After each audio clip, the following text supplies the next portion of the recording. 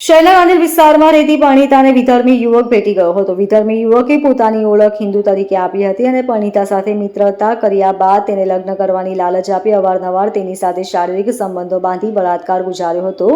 જોકે ત્યારબાદ યુવકે પરિણીતા સાથે લગ્ન કર્યા ન હતા. આ દરમિયાન પરિણીતા યુવકના ઘરે પહોંચી જતા યુવક વિધર્મી હોવાનું માલુમ પડતા તેણે અડાજણ પોલીસ મથકમાં ફરિયાદ નોંધાવી છે. પોલીસે યુવક સામે બળાત્કારનો ગુનો દાખલ કરી કાયદેસરની કાર્યવાહી હાથ ધરી છે. શહેરમાં અનેકવાર લવ જેહાદના કિસ્સાઓ સામે આવતા હોય છે. વિધર્મી યુવક પોતાની ખોટી ઓળખ ઊભી કરી હિન્દુ યુવતીને પોતાના પ્રેમજાળમાં ફસાવે છે અને ત્યારબાદ તેની સાથે શારીરિક સંબંધો બાંધી તેને ભોગવી લીધા બાદ તડછોડી દેતા હોય છે.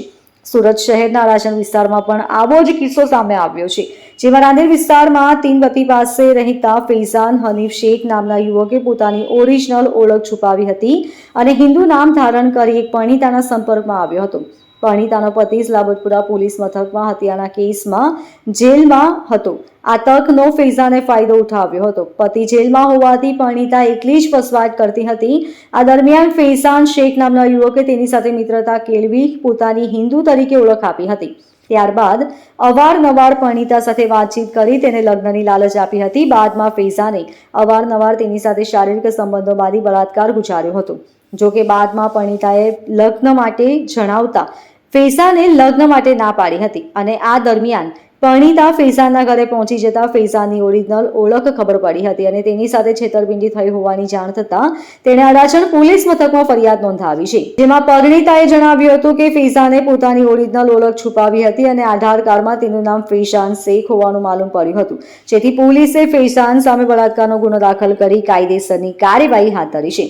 આની અંદર અડાજણ પોલીસ સ્ટેશનમાં એક ફરિયાદ આ કામે ભોગ બનનાર ભાઈને આપેલી છે. એની અંદર આ કામના જે આરોપી છે એને પેલા ભોગ બનનાર સાથે સોશિયલ મીડિયાથી કોન્ટેક્ટમાં આવેલા અને એમાં એને પોતાનું નામ દીપક સાકી દે અને પછી એ લોકો સંપર્કમાં આવીને એકબીજાને મળીને શરીર સંબંધ બાંધ્યા. એના પછી બેનને ખબર પડી કે આ દીપક શાહને પણ ફેજન કરીને છે, એટલે એને હાથે એને કીધું કે તું તો મુસ્લિમ છે પણ અને અગાઉથી જ લગ્ન કરીને છોકરાનો બાપ પણ હોય. જે મુજબની ફરિયાદ અત્યારે અડાજણ પોલીસ સ્ટેશનમાં દાખલ કરેલ છે અને આરોપીને અટક કરવામાં આવે છે. એમાં એને એવો વાયદો કર્યો હતો કે હું તારા સાથે લગ્ન કરીશ અને રાખીશ, પણ પછી એ ફરી ગયો છે. આરોપી શું કરે છે?